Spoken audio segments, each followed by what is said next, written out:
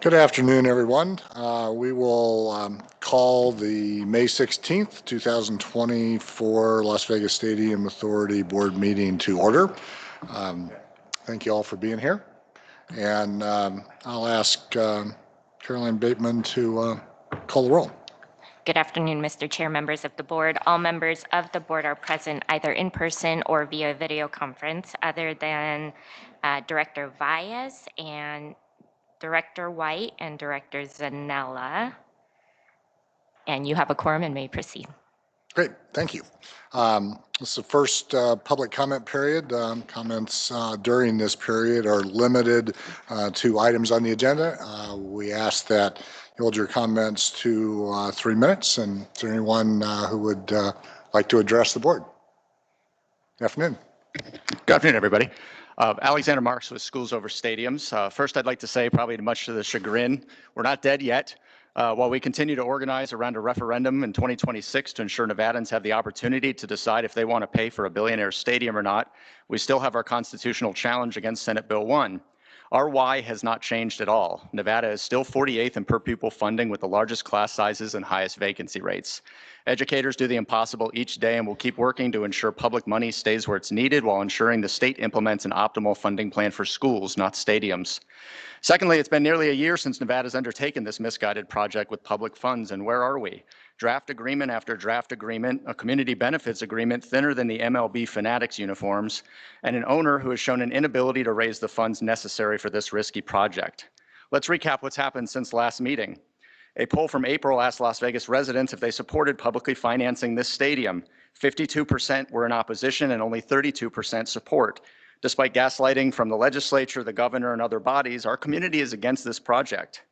While Nevadans prepare to pay for John Fisher's bills on April 7th, 2 weeks after this body approved the community benefits agreement and lauded John Fisher for what a great partner he is and will be, the A's decided to move to Sacramento for at least 3 years to play in a minor league ballpark, contradicting the various excuses provided to our community for why he was unable to play here.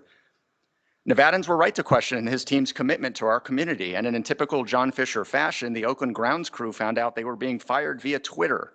If they were truly invested in our community, they'd come play at the Las Vegas ballpark where their farm team plays until the ballpark is ready, but they're not doing that because we haven't given them any public money yet. The A's are also currently trying to meddle in our constitutional challenge to Senate Bill 1, and we're opposing that intervention. While John Fisher needs our public money for a stadium, he's very comfortable spending his own money on a fleet of new lawyers to fight Nevada teachers in various courtrooms.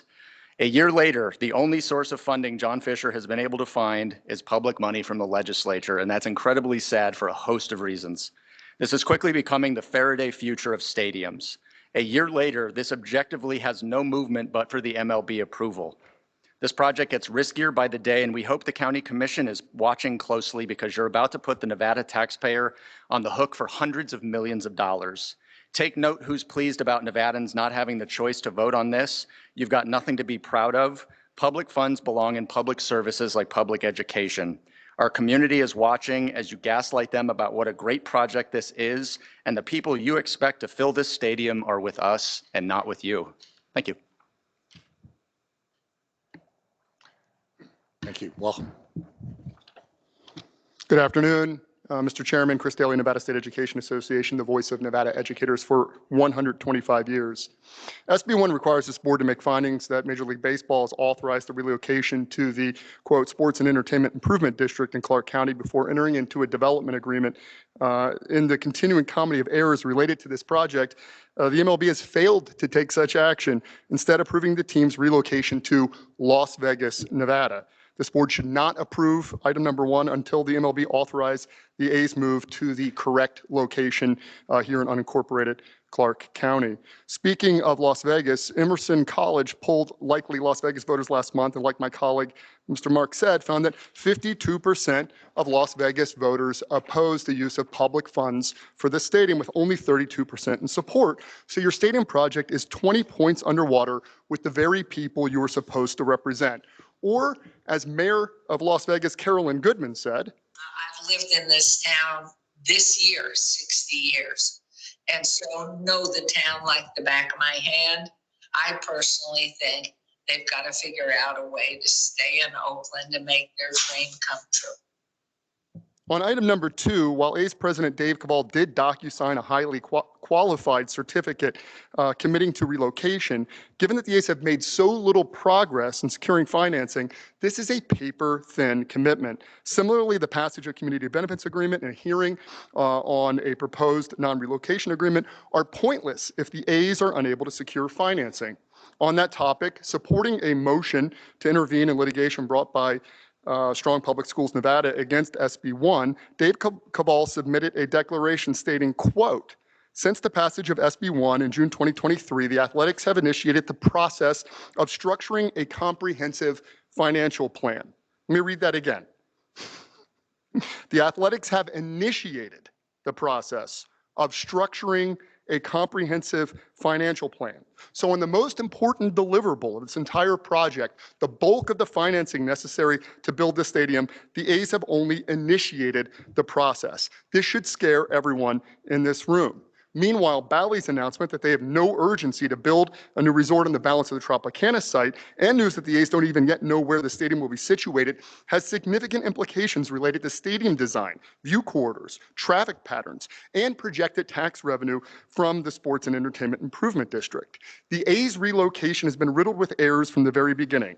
Nothing on your agenda today is real until John Fisher secures financing, and there's no indication he's any closer to it than he was when he started this process a year ago. And most Nevadans oppose the basis for this deal anyway. Perhaps it's time for the Las Vegas Stadium Authority to join the chorus across America's ballparks and call on Fisher to sell the team. Sell the team. Sell the team. Thank you. Thank you. Anybody else? Okay, we will close public comment period. Got a couple of comments I want to make, then I'll ask the board if they have any. First, I want to welcome Rose McKinney James to the Stadium Authority. Welcome. Many of us have worked with Rose over a short number of years, so we really appreciate you being on the board, being willing to serve, and glad to have your participation. So thanks, Rose. I want to let folks know that we are canceling the meeting in June. We will have the Stadium Authority meeting in July. Probably will not have a meeting in August. We'll let you know as soon as we know that for sure. But we think the cadence that we're on right now of every other month works fine for the next 4 months, we think. But we certainly will not have a meeting in June. So take your vacations in June. Don't take them in July. We're going to ask you to come back then. I want to just take a minute. I haven't really done this in the process so far, and we've worked our way through for about nearly a year. And thank everybody who is involved. I want to thank Ed and Caroline in particular, because I kind of 10 months ago said, hey, guess what? We're going to add this to your workload, and it's not an insignificant part of now their jobs. And we didn't alleviate any of the rest of their jobs when we did that. So great work. Thank you for doing it. Still plenty to do, I know, but wanted to say thank you. I want to thank the A's and their team. There's obviously been chatter out there around the process and the intent and all of that. I think all of us involved would say that the experience that we have had with the A's has been professional and productive and working toward what we know is going to be a successful conclusion of this. So thanks to the A's for doing that. And the legal teams on the Stadium Authority side as well as on the A's side have done great work. You'll see some of it today. You will see some more of it in July when we come back. But we are on schedule, on target, and confident that we're going to make it during the time frame and in the correct method. So thanks everybody for that. I want to congratulate the Raiders on a fantastic draft, as well as kind of a fun schedule that came out yesterday. So while we're in baseball season, we got plenty of time for that still. And congratulations to the A's on the improvement there. Also looking forward to the Raiders season that's coming in the fall. we're going to have a really big weekend in November, our first weekend before Thanksgiving. Formula One race and a Raiders game same weekend, so it's going to be a lot of fun. With that, I will ask if the board has any comments they'd like to make. Okay, seeing none, we will move on to the agenda. And Mr. Chair, if yeah. we could go back Oh, in the yeah, agenda and just a actually minute. vote on the agenda? Yeah, Thank you. sure. Might as well. One other comment I wanted to make is nobody in this room would know this, but the most nervous people in the room are behind that glass back there. We had a board meeting here on Tuesday and our sound really didn't work very well. And so they have been working for 48 hours since then to make sure our sound would work, and it worked great. So thanks, folks back there. We appreciate it. I know there's probably fog on the glass from the sigh of relief, but thanks for doing it. And then we will move back to approval of the agenda in the minutes. So if the board's had an opportunity to review the agenda and the minutes and doesn't have any changes, or if you do have changes, I accept those. But if not, would accept a motion to approve both the agenda and the minutes. Second. A motion and a second. Any comments? All in favor, please, or everybody, just please vote. Aye. Aye.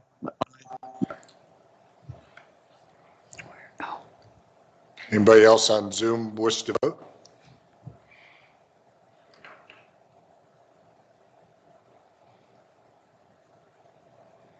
I can't see. So if people are raising their hands, great. But if you'd sound off, that'd be terrific. Oh, I guess we only have a single person on. Mr. Chairman, I'm simply abstaining from the minutes since I was not here for the last meeting. Absolutely. Thank you. Thank you. Okay, that passes. Thank you. Moving on to agenda item 1. Mr. Finger? Good afternoon, Mr. Chair. Agenda item 1 requests that the board find that Major League Baseball has authorized the A's to relocate within the Sports and Entertainment District created by Senate Bill 1 of the 2023 special session. There are a lot of things that have to happen down this path and checking in time to time, ultimately to get to a point where there's an SEID created, where county bonds are issued and the state financing instruments are issued. This particular board has 4 key agreements that it has to approve on that journey. The first one is the community benefits agreement that was approved this year by this board. Second one is the lease, which has been introduced to this board, which continues to be negotiated and we're making good progress on, and which will be back to this board in the not too distant future. Third one is the non-relocation agreement, which will be introduced today. I'll tell you a little bit. Actually, I won't tell you a little bit about it. Mark Arnold will tell you a lot about it in item 3 when he walks you through it. And then in agenda or item 4 that you have to approve, there's a development agreement. And the development agreement relates to the construction of the facility, the funding, the order of proceeds, the construction monitoring, and all the things that go along with that. That document is actually in process too, and will be introduced to this board during the summer. And none of it's behind schedule. All of it's ahead of the schedule necessary as it relates to thinking about the process to get the district formed, the financing created on the construction timeline that starts next year. So we're in good shape. And as a reminder, those are the steps we're taking and are going to take. Now, to that end, before you approve those last 3 documents, you have to do some other things in the law. 2 of them are to reach findings that are the agenda items 1 and 2 today.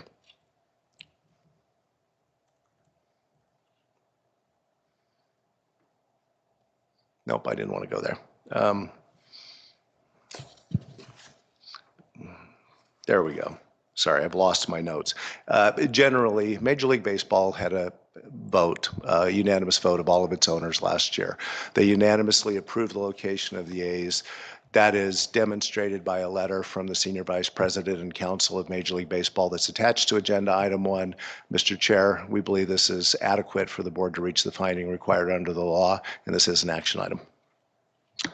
Thank you, Mr. Finger. Any questions, comments from the board? Okay, please vote. Or actually, I'd entertain a motion to approve. Jones Blackhurst moved to approve. A motion with a second? Second. A motion and a second. Please vote. Lawrence Epstein, I'm voting yes. That is approved. Agenda item 2, Mr. Finger. All right, Mr. Chair, agenda item 2 is also one of this prerequisite conditions to this board approving the lease, the non-relocation agreement, and the development agreement mentioned a moment ago. And agenda item 2 requests specifically that the board find that the A's have committed to relocation within the SEID. Attached to the agenda item is a letter from the president of the A's certifying that the A's have committed to relocation in Las Vegas. It necessarily alludes to the fact there are still steps to take, including the board approval of those 3 documents just mentioned.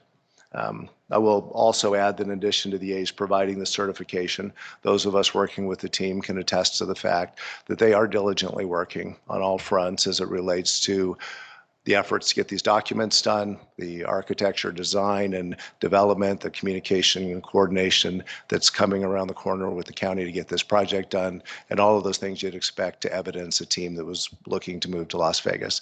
Mr. Chair, staff also believes the conditions have been met for the board to make the required finding. This is an action item. Any questions or comments from the board? Okay, I'll entertain a motion to approve. Jones Blackhurst move to approve. Second. We have a motion and a second. Please vote. This is Lawrence Epstein. I vote yes. And that's approved. Okay. Agenda item 3, Mr. Finger. Mr. Chair, agenda item 3 is the introduction of the non-relocation agreement. Mr. Mark Arnold, who is special counsel to the Stadium Authority, is going to walk us through the purpose and contents of the non-relocation agreement here in a moment. This item is presented today only for information. It will be brought back at a later date for consideration of approval. And Mr. Arnold, you have the floor. Welcome, Mark. Perfect. Thank you guys for having me. Good afternoon, everybody. Can you hear me okay? Hear you just fine. Perfect. So the sound works. So the non-relocation agreement, as Ed said, is for introduction and informational purpose only. Right now, has been our process. We did that with the lease, and we're going to do that now with the non-relocation agreement. The non-relocation agreement is one of the documents, as Ed said, that is required by the law to be signed in order to use the public funds to help the A's build the stadium. You will see that the non-relocation agreement has a term of 30 years. And it requires the A's to play all of their home games in the stadium. There are some exceptions to that, and we are currently negotiating with the A's of whether or not the exception is 6 or 7 home games that they're allowed to not play in the stadium. That is mostly a function of the MLB rules and regulations. You may know that MLB does have games that they have home teams play at international locations and other places. There's also the ability for MLB to cause the A's to play their home games in another location as part of a sort of a bubble concept, which is what the NBA did with the health scare during COVID-19. Those provisions are also built into this document in order to protect the ability of the MLB to run their schedule. The other concept that's an exception to the covenant to play the games in the stadium is, of course, if there's an untenability, if the stadium itself cannot be played in due to a force majeure or other casualty or other action. Of course, there are provisions in the document that require the A's to use their commercially reasonable efforts to provide an alternative site that is actually within the SEID and make those arrangements for a shorter period of time as possible so that the games can be resumed to be played in the stadium. There's also a provision that MLB is adding to all of their non-relocation agreements that allows them flexibility with some playoff games. And it allows them to have a designated postseason in a singular location. So it could be possible for MLB to go to some model that is more like the Super Bowl, if you will, where some playoff games are played in a location that is not necessarily the home stadium of any of the teams. I should say that the non-relocation agreement that you were looking at has been reviewed by MLB, and we've had extensive negotiations with Major League Baseball about what their provisions are that they want in this document, along with what the A's want. And MLB has agreed, of course, that any of the efforts that they use to impose rules on the A's would be done in uniform and a consistent manner without without discrimination against the A's or against Las Vegas. And they are in the process of standardizing all of their non-relocation agreements, and we are one of the first new ones to be put out there. So the negotiations have taken, we've been able to get them done, but it's a little more heavy lifting than we thought we would have to do. There is also a covenant in the document for the A's not to enter into negotiations regarding a transaction that would result in a relocation of the team, except during the last 7 years of the lease term. So that is a provision to protect the city and the state and the county from the A's prematurely negotiating before the end of their lease or well before the end of their lease in order to try to move the team. So we have an enforceable covenant against the A's with regard to that. Speaking of enforceability, the way these non-relocation agreements are set up, you have the default provisions and the remedies. Essentially, what is the agreement is our first remedy if the A's try to relocate the team is to sue them for specific performance or an injunction to stop them from doing that. We do get the ability, if we can't get that if we can't get that injunction, we do have the ability to get liquidated damages from the A's for actually playing the games and relocating their team in another location. The liquidated damages are sized as required by the law to make sure that the outstanding, any amounts of the county's bonds outstanding are repaid, and the transferable tax credits that are outstanding are also repaid, so in the unlikely event that there's a relocation, that the public debt has been paid back. I can stop here for a second and see if there's anybody have any questions about where we are right now in my summary of the non-relocation agreement. Any questions for Mark? Doesn't look like it, Mark. Okay, great. As I said before, the non-relocation agreement is subject to MLB rules and regulations, but we have made it clear, and the MLB has agreed that the rules and regulations will be applied in a non-discriminatory manner, and no rules and regulations can be applied that would affect our right to receive liquidated damages to pay back the public debt that is being issued, or the tax credits for the stadium. There is also a provision in the document regarding what we call targeted tax. If the team is targeted by a tax that's not a tax of general application, then they are not obligated to continue to pay to continue to play their games in the stadium. They will have 36 months within which to terminate the transaction. This is a typical provision in these documents to prevent local governments from getting around certain things by targeting a tax at the team. This document, much like the lease agreement, has similar provisions on prohibitions on the sale of the team without the consent of MLB. If MLB consents, then we are deemed to have consented, but if MLB does not consent, then we do have consent rights on the sale of the team. The document also contains the standard representations and warranties that these typical documents have, so we know that they are enforceable and have been signed by the right parties. That is a high-level overview of the document. I'm happy to answer any questions about any specific provisions. Any questions, comments by the board for Mark? Have anything you'd like to add, Mr. Finger? No, just the collective effort to bring this to the board involved a number of things. There are 30 Major League Baseball teams. The majority of them have some form of non-relocation agreements. Our consideration of not only what the requirements of the law work, which is at its core, is a commitment of this team to be here for at least 30 years, and the remedy in the failure, the event that doesn't happen, that any outstanding public financing be paid off. Not only that adherence to the state law, but also fair to what, a non-relocation agreement looks like in the market. And we believe the document we put in front of you is all of those things. And again, no action required today, but. Yeah, thank you. And thanks, Mark. And thanks for all your work on it. Great. I'll just couple of additional comments just from a process standpoint, particularly for those who are new to the board and didn't go through the same process with the Raiders. It's our policy for these major documents that we bring them to the board present them to the board, present them so that the public has an opportunity to review them as well in a specific meeting, and that we do not bring one of these major documents and vote at the same meeting. So this is the meeting where we're presenting this.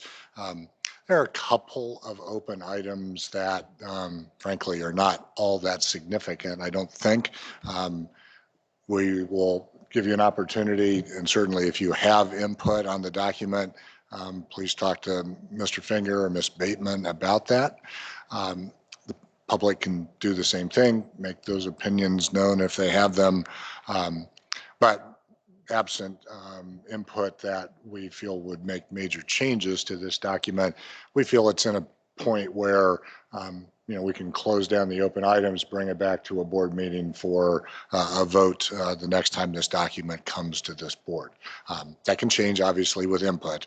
And we may feel, if it does, that we would be obligated to go through the same process again.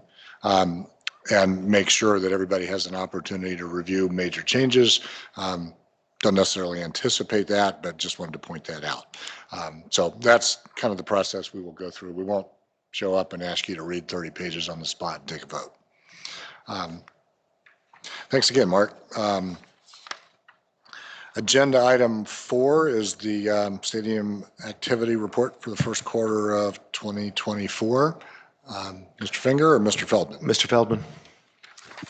Good afternoon, everyone. Adam Feldman with the Raiders. Quick report on quarter 1 of 2024. We finished our Raiders season, had our final game of the year against the Broncos. We had a very successful first national rugby event at the beginning of March. We had the Twice concert, and I feel like I'm forgetting, we hosted the Super Bowl in quarter 1.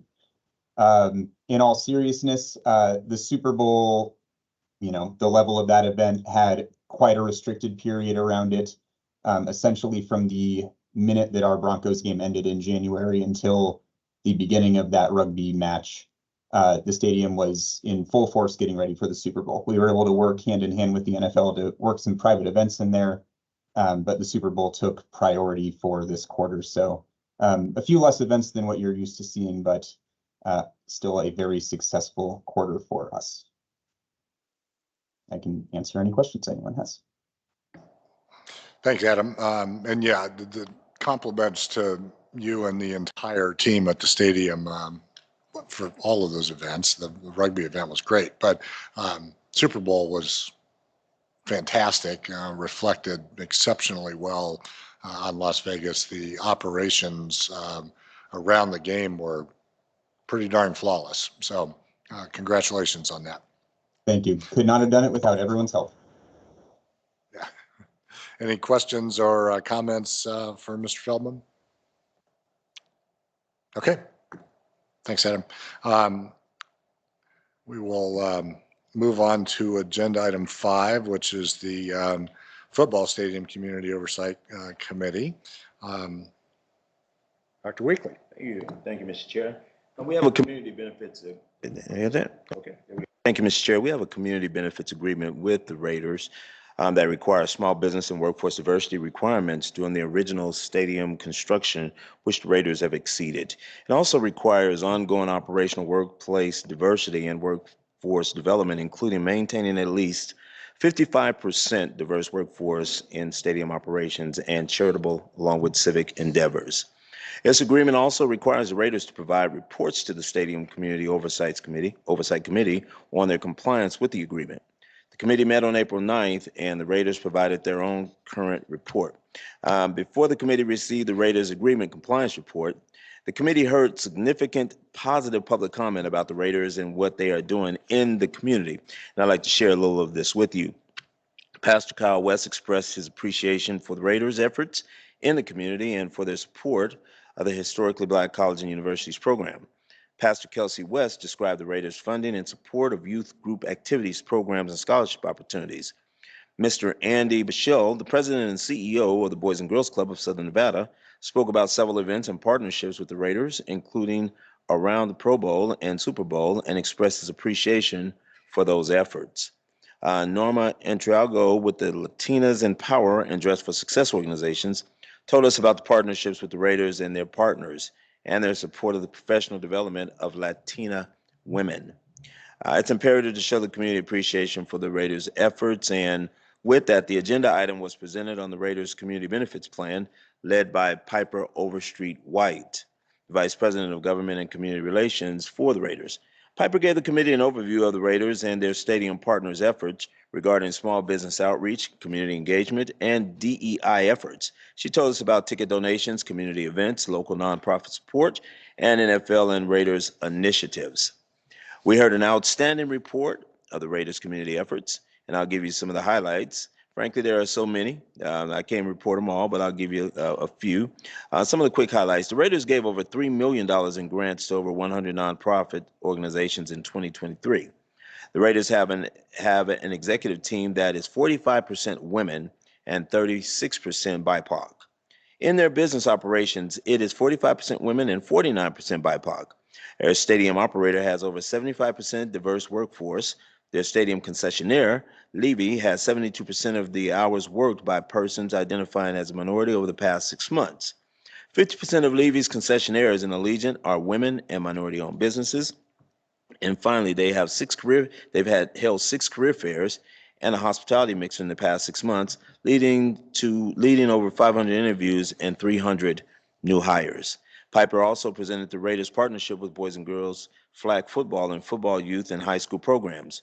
Brandon Chambers, the Senior Director of Community Impact with ASM Global, reported they consistently exceed 55% workplace diversity and that ASM Global's leadership team is 65% women and people of color.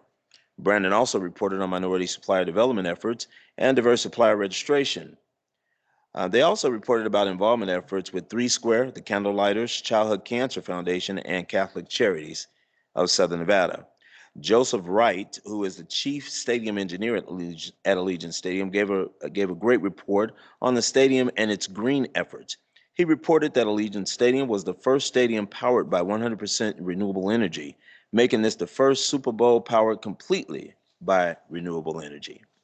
I asked a couple of questions. You know I did, right? I had a couple of questions that I asked, including their efforts related to the community shortage of sports coaches and officials. Miles Hayes, their Director of Football Development, told us about their creation of an official academy and their efforts to reduce the cost of becoming youth officials. And I'm really happy to report that they do have a great working relationship with the College of Southern Nevada, and I'll disclose for the record, that is my employer. I have a real job now. Thank y'all very much. And we appreciate this partnership because I don't know if many of you all are familiar with Little League sports here in Southern Nevada. We suffer tremendously from a lack of officials. So thank you to the Raiders for that partnership. Final public comment was very much like opening public comment period in terms of support and appreciation of the Raiders community outreach efforts. Quentin Savoy spoke about the Raiders' partnership with the NAACP. Leslie Valdez, small business owner of Abuela's Tacos, told us about the opportunity to open 2 shops at Allegiant and how it grew her business.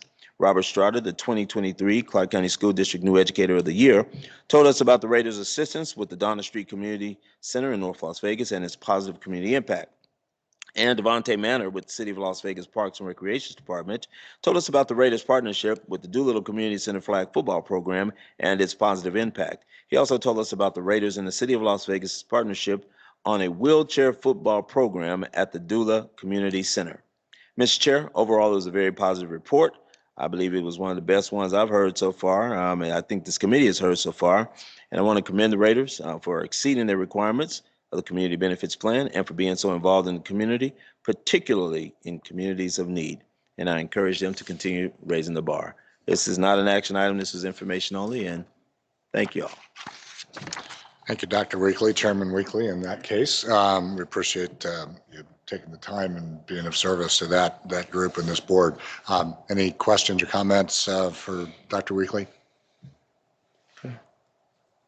Great. We will move on to agenda item 6.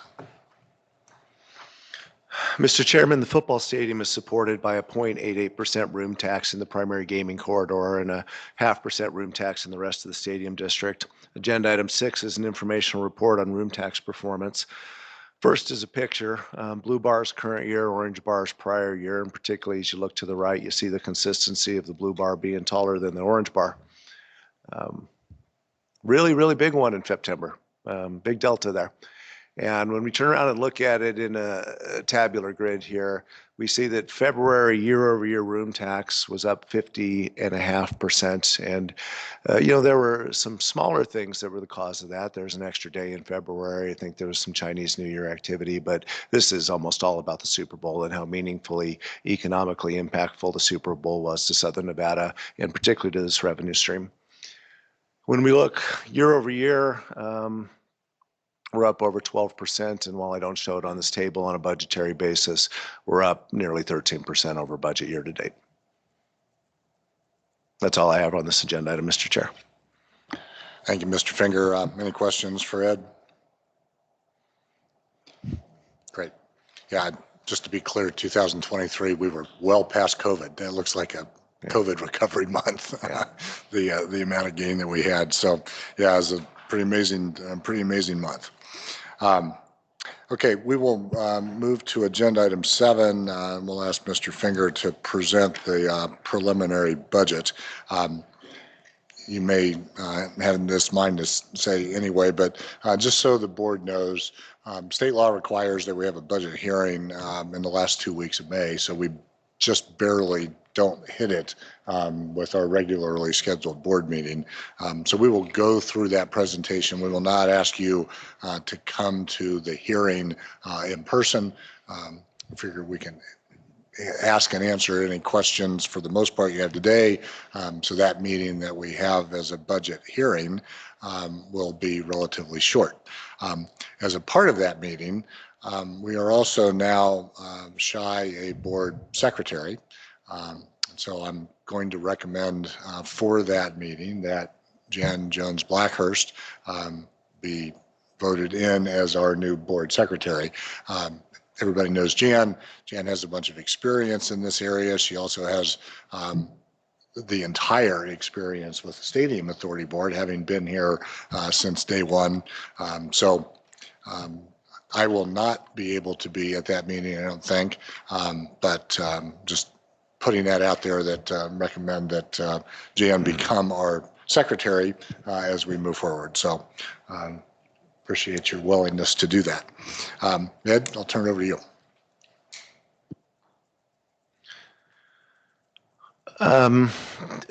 This board doesn't have a tremendous amount of discretion in large parts of the budget because the flow of funds is dictated by law, the use of the room tax.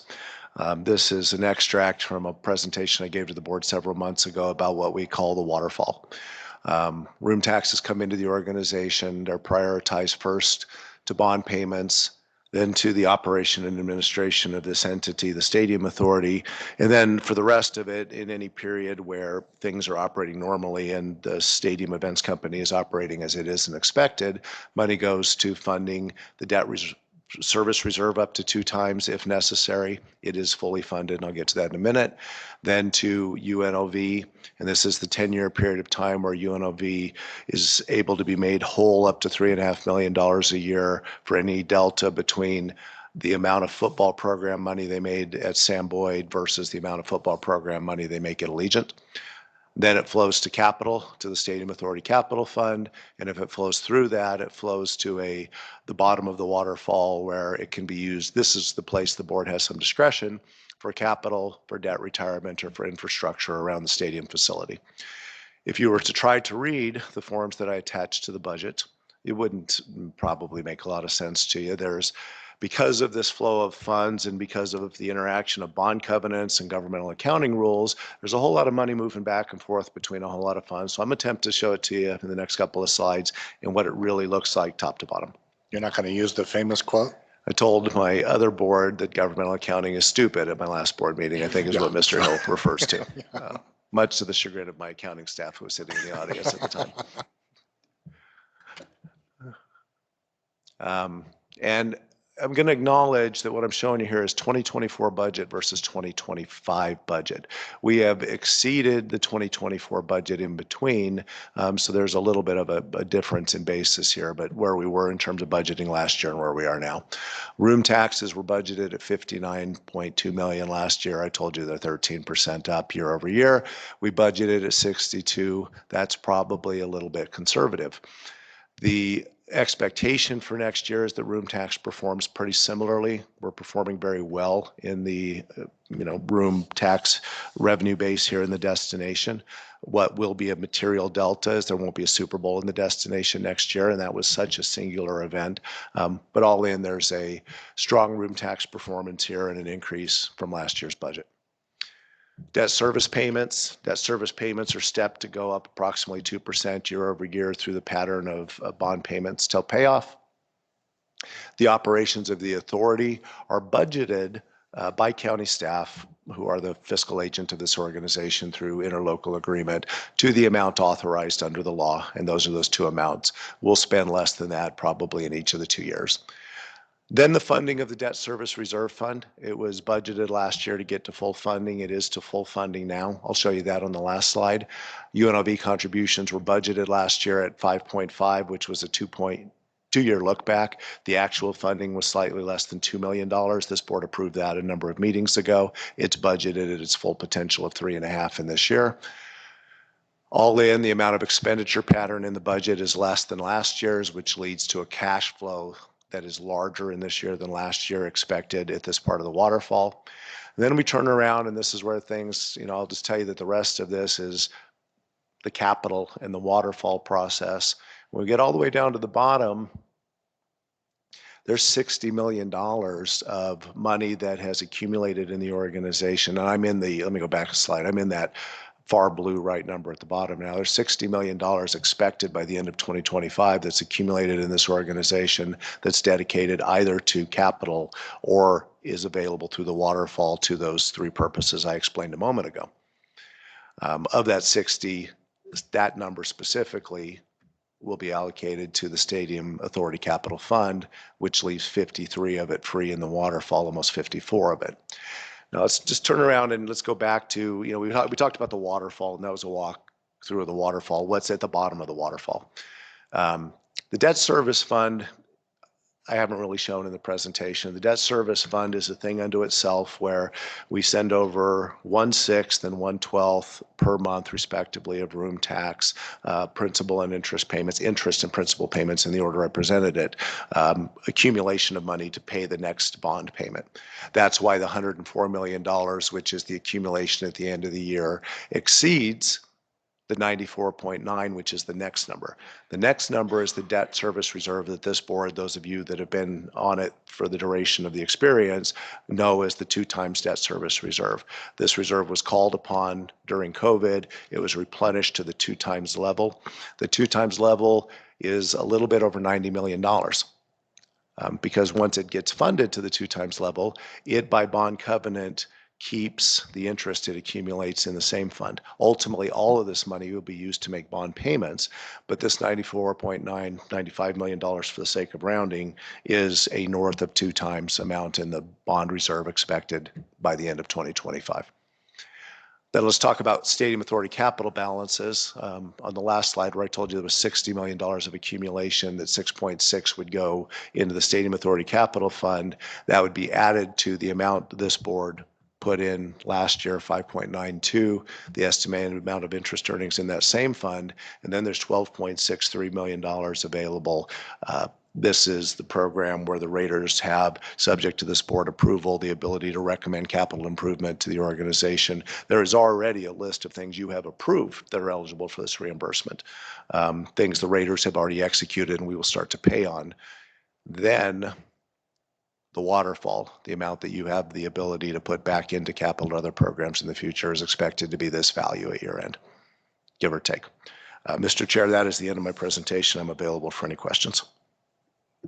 Yeah, thanks, Mr. Finger. I'll just add again, particularly for folks who are new to the board, the $95 million in debt service reserve is reserved for a single purpose, which is being the reserve throughout the expanse of this debt till we get to the end, and then we can use it to pay what remains at the end of the bond period off early. So we're on a pace now where that 30-year repayment will happen in a little less than 28. As we continue to generate interest, that will gradually march toward this time. So we will end up paying this off early. It will not end up being a 30-year bond, but there is no other potential use for that money. When we originally modeled Allegiant Stadium, we wanted to make sure that there were sufficient funds to really help make sure that the stadium remained a premier world-class stadium, which is the language that you'll see throughout the law. So in the event, scoreboards become obsolete and are $100 million replacement cost. It's the type of replacement or expenditure that these funds at the bottom of the waterfall were contemplated for. Alternatively, as we move through the project, we could use them to also pay the bonds early. But that is not really what the conversation was during the Tourism Infrastructure Committee around this structure. It was really the stadium's much more than likely to last longer than 30 years, and we want to know that we have enough money to make it the kind of stadium that Las Vegas is as proud of now we are then. So that was basically the idea. The process is performing even better than we expected. There's, we're starting to realize a fair amount of money in that discretionary fund. So anyway, other than that, are there questions, comments from Mr. Finger and the preliminary budget? Okay, nice job. Thank you.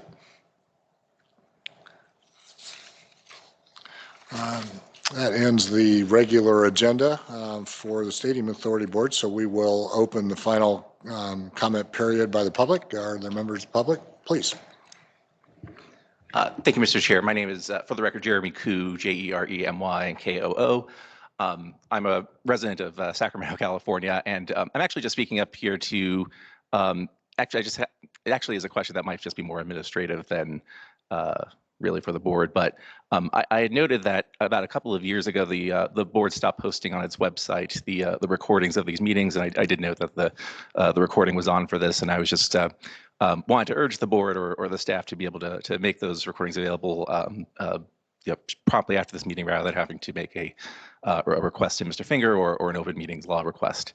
So thank you. Thank you. Anybody else? Okay, seeing none, this meeting's adjourned. Thanks, everybody. Thank you. Thank you.